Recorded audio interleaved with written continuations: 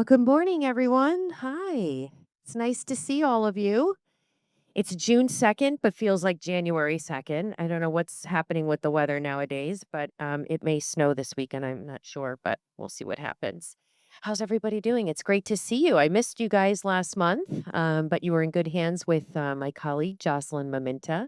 So happy to be back here. And today we're going to be talking about urologic cancers. And we're so happy to be joined by Dr. Jeff Wu. He's a board certified urologist at the Hartford Healthcare Tallwood Urology and Kidney Institute. Dr. Wu, thank you so much for being here this morning. Thank you for inviting me. Of course. I want to talk about some of the cancers that affect the bladder and kidney. Now, I know you're a urologist, so you primarily treat men, but we have some women in the audience too. So we want to make it. We want to talk about cancers in general that affects the bladder and the kidney. So let's start there. Definitely. So, as urological oncologist, the bread and butter of our majority part of our practice would be treating prostate cancer, kidney cancer, bladder cancer. So, obviously, prostate cancer only affects men. So, it's the most commonly diagnosed cancer in men. About 1 in 8 men in their lifetime will have unfortunately have this diagnosis. And the for kidney and bladder cancer, they're also fairly common diagnosed cancer. They're both of the both kidney cancer and bladder cancer. They rank among the top 10 most diagnosed cancer overall in United States. So there's a big prevalence of urological cancer, definitely. But let's back up a minute. So June is Men's Health Awareness Month, and I have a question for all you men out there. How many of you see a urologist or get your PSA checked? Every hand should be going up. I know you guys are a little shy, but we're all friends. We're like family. So that's important, right? Is the PSA test is so important to get screened because if caught early, it's treatable. Yeah, definitely. So our general recommendation would be for a average man without any additional risk factors for prostate cancer. The recommendation would be starting PSA screening around the age of 50. And generally speaking, we would recommend continuing working with your primary care physician, PSA check every 1 to 2 years until age 70. Generally speaking, the prostate cancer fortunately is a very slow moving cancer for the most part. So that's why the recommendation only recommend most patients to have prostate cancer screening until age 70 because it's debatable if you receive prostate cancer diagnosis if that's actually going to impact your remaining longevity if you receive that diagnosis later on in your life. So and Yeah, so if you have prostate cancer, do you still continue to get screened after the age of 70 if you were diagnosed with prostate cancer and treated for it? For most patients who were received a prostate cancer diagnosis, majority of them actually don't need active treatment in the form of radiation or surgery.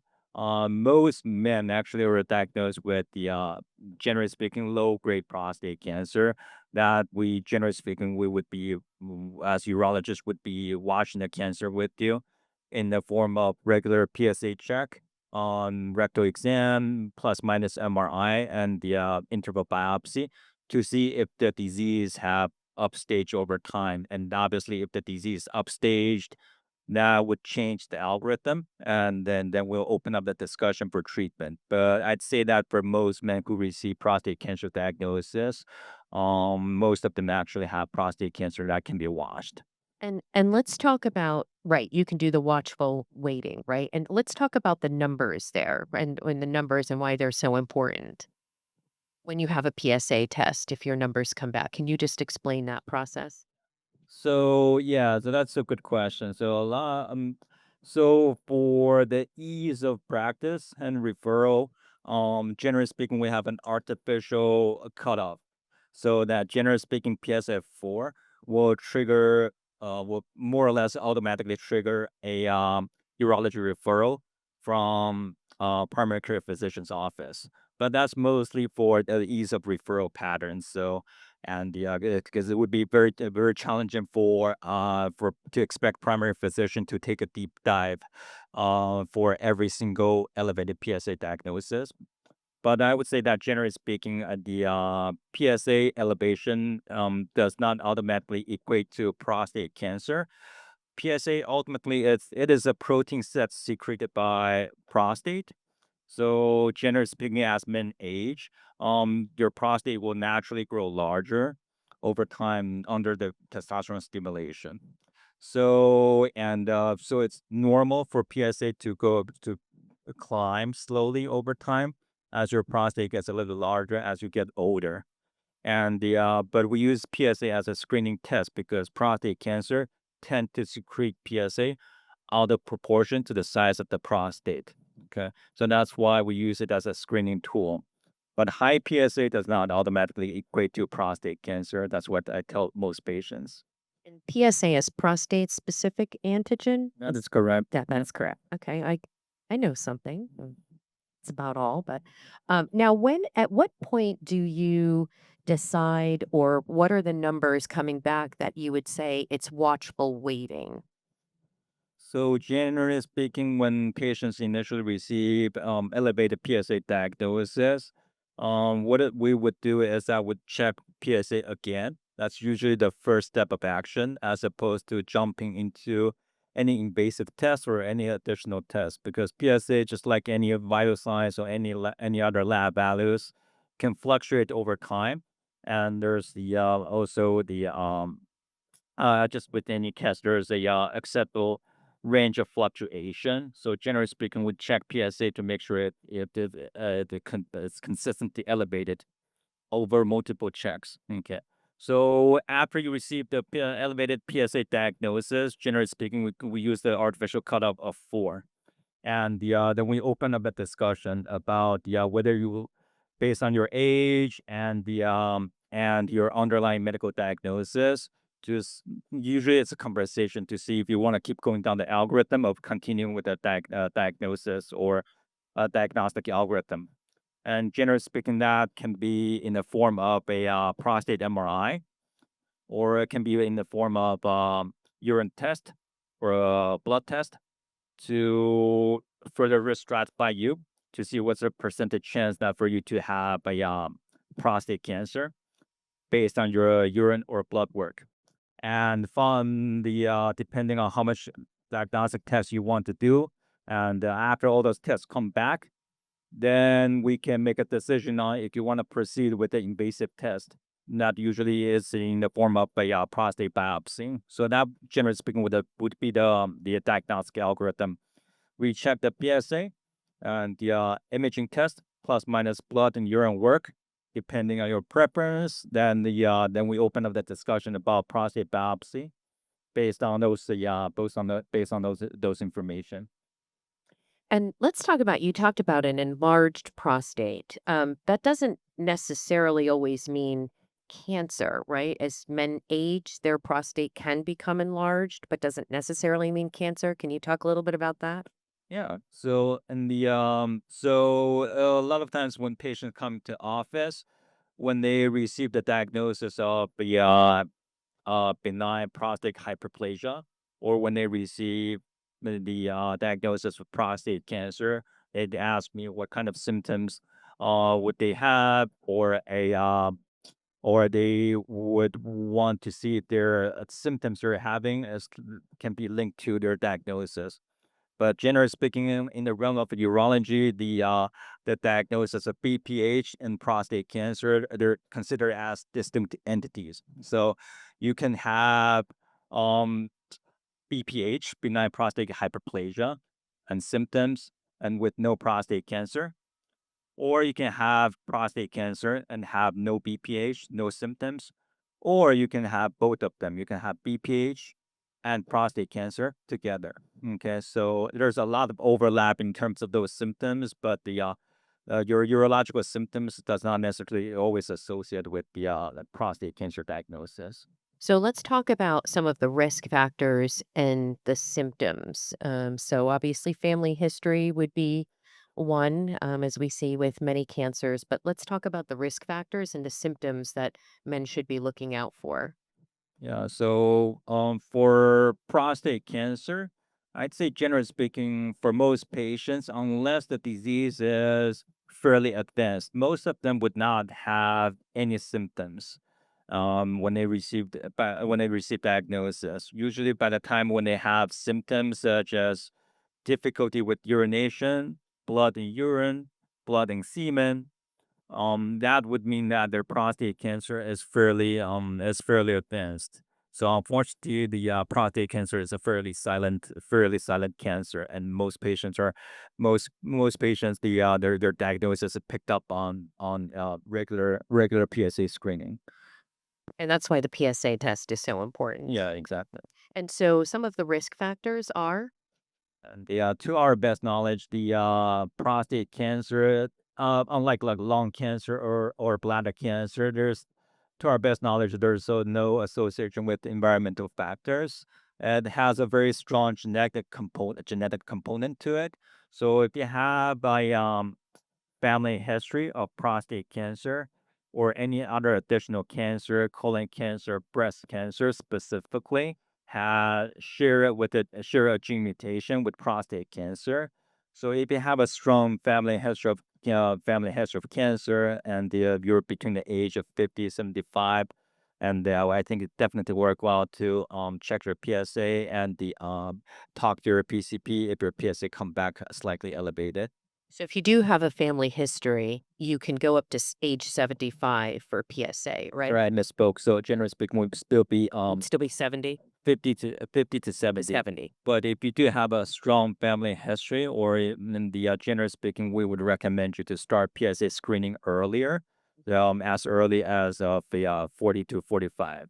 But still go up to 70, not beyond. Still go up to 70, and that recommendation is mostly based on again beyond age 70. It's really an open discussion about whether prostate cancer diagnosis is really going to add anything add any value to your health beyond that point. So let's talk about some of the surgical, the treatment options that are available at the Tala Urology and Kidney Institute. We've come a long way. There's minimally invasive surgical treatment options that are now available to men. So let's talk a little bit about the treatment. Yeah, definitely. So the prostate cancer treatment is more or less an evolving landscape. I would say. But I would say the gold standard treatment for prostate cancer, and it's usually comes down to radiation therapy that's administered by radiation oncologist, or surgery that's performed by urologist, which means that we remove patient's prostate. Those are considered as what we call whole gland treatment, meaning that we treat the entire gland to try to remove cancer or treat all the cancer that might be hiding in the gland. But there are definitely up and coming procedures that are becoming more and more in play, and kind of work their way into our guidelines. That's what we call focal treatment, meaning that instead of treating the entire gland, you treat one area of your prostate. And for patients to be eligible for the focal treatment, they usually need to fit into some specific criteria, mainly that their cancer cannot be too advanced and their cancer has to be localized for focal therapy to work. And the reason why focal therapy is kind of coming into play over the past decade, mostly because the whole gland treatment in the form of radiation or surgery usually comes with the some compromise to patients' quality of life. So we usually do not. That's one of the reasons why we usually do not recommend treatment for prostate cancer lightly. And we spend a lot of time trying to watch the cancer for as long as we can with the patients and only offer treatment when it's necessary. And that's part of the reason why focal therapy is kind of coming into play nowadays as well. Because it's more specific, right? It's more targeted. It targets at Yeah. one area of the prostate, like you said, Yeah. exactly. And because the whole gland treatment and the as in like removing the prostate or radiating the prostate usually comes in the form of, commonly in the form of the most common side effects comes with the increased urinary symptoms or urinary incontinence or erectile dysfunction. So, Right. And I do want to mention at the Tallwood Urology and Kidney Institute, it's a men's health institute. So it's literally all your care under one roof. So, there's Dr. Jared Beanick there, who's another urologist who deals with erectile dysfunction, sexual dysfunction. There's also preventative cardiology that's available at the Tallwood Urology and Kidney Institute for men, psychiatry services, weight loss. So it's literally all your care under one roof, and urologists as well as Dr. Wu. Um, let's talk about the recovery in that. And I would think that the recovery would be quicker, right? Because it's more targeted and focused.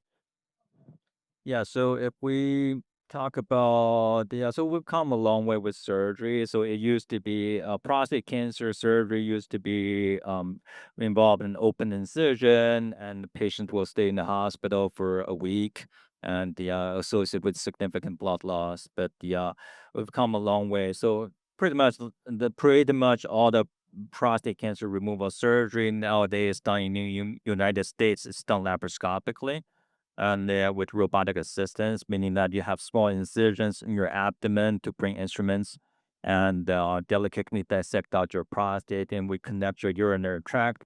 And most patients will only need to stay in the hospital anywhere from 1 to 3 nights, and the most of them will be able to leave hospital after overnight stay. And the recovery after the surgery, so most patients can go back to by the time they leave hospital, they can go back to doing any non-strenuous activity. And they do work for a desk job, they can essentially go back to work on the same week, obviously with some activity restrictions. And for focal therapy, that's essentially an outpatient procedure. You basically you get a date, you get a time, you come to the hospital, you go home on the same day. So. What should men be aware of as they age? So I'm in the general speaking, I would just recommend. So sometimes the some of the urinary symptoms and the urological symptoms such as erectile dysfunction or urinary issues, they can be a little bit touchy subject, as in the patients may be hesitant to bring it up to their primary care physician.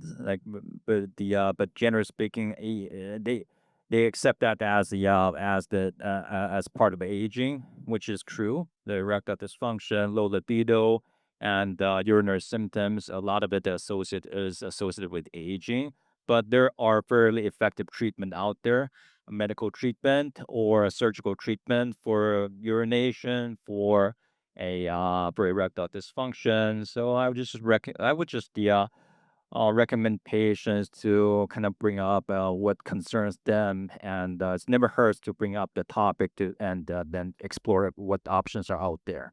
I know it can be hard for some to do that, but you don't have to live with it. There are options available for Yeah, treatment. exactly. Never hurt to ask questions and start exploring. So we talked a lot about men and prostate cancer. I do want to talk about cancers that can affect the urinary system, like bladder and kidney, and that affects women too. So, do the symptoms vary between men and women when we talk about those types of cancers? So generally speaking, kidney and bladder cancer in men or women, they present fairly similarly. And the kidney cancer nowadays, or at least in United States, is almost invariably detected incidentally, as in when patients come to our clinic, most of the kidney cancer patients would not have any symptoms, or the classic textbook teaching of pain on your side, blood in urine, and the palpable mass in your abdomen. Those are the classic triad for kidney cancer symptoms. But those only happen in pretty much very, very advanced kidney cancer. So at least in United States, most patients with kidney cancers are diagnosed pretty much always incidentally. They have a fall, they go to the hospital, they get a scan, they're found with kidney cancer. That's would be the most common story, basically, for kidney cancer. For bladder cancer, invariably, the most common presenting symptoms would be blood in urine. I would say that if you ever see blood in urine, and that usually should trigger some kind of alarm. So if you see blood in urine, depending on patient's risk factors and as such as age, smoking history, there's about 10 to 30% chance that's due to cancer in the urinary tract. And if you see blood in your urine, microscopic blood in urine, meaning that you do not see the urine, but blood comes up on the urine test.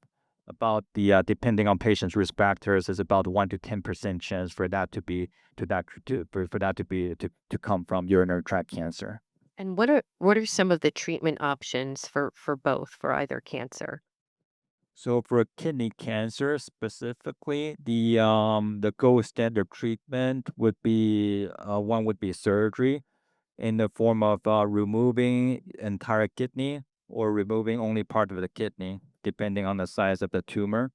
And there are also non-surgical option such as ablation, and that's performed by interventional radiologists, meaning that they use ultrasound energy or free the poke a needle through patient's back to get to the tumor, and they use ultrasound energy or freezing energy to kill off the mass, basically. And there are also up and coming treatments such as radiation treatment for kidney cancer. That's non-invasive. And for bladder cancer, depending on the staging of the cancer, generally speaking, would be treated by with the outpatient treatment. Usually, that's usually the first form of treatment, meaning that the scope goes into your urinary tract to scrape away the tumor.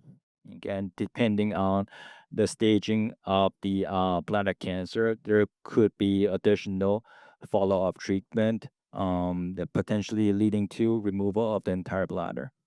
We're going to take questions in just a moment. What about immunotherapy, using the body's own immune system to attack the cancer cells? Is that relevant here in these types of cancers? Can it be used?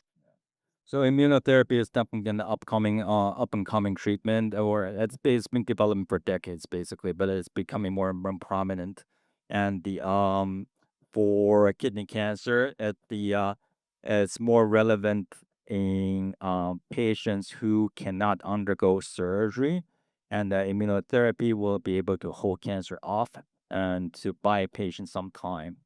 In the realm of bladder cancer, immunotherapy, is becoming more and more prominent, mostly because bladder cancer removal surgery is a takes a toll on patients, and there is a and involves rerouting of the urinary tract. So some patients will need to live with stoma permanently after the surgery. So in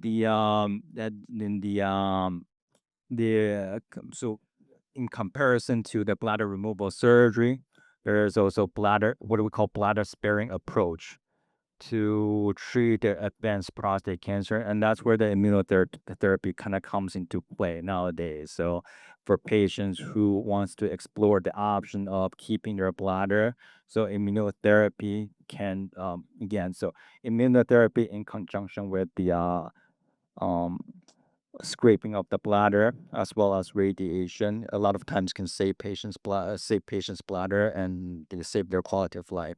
Dr. Wu, thank you so much for joining us this morning. Thank you. And thank you all for joining us. We'll see you next month.